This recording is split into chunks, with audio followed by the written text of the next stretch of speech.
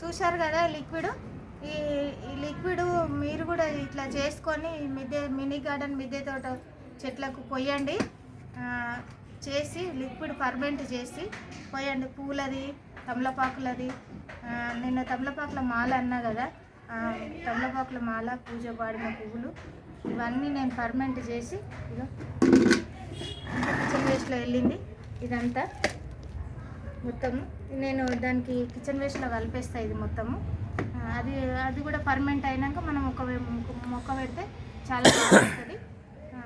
Video useful అయిందని అనుకుంటున్నా. Video నచ్చితే లైక్ చేయండి, షేర్ చేయండి, సబ్స్క్రైబ్ చేయండి, మీ ఫ్రెండ్స్కి ఫార్వర్డ్ చేయండి.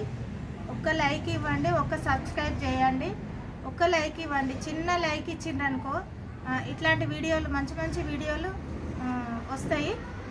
చాలా బాగుంటాయి వీడియోలు కూడా.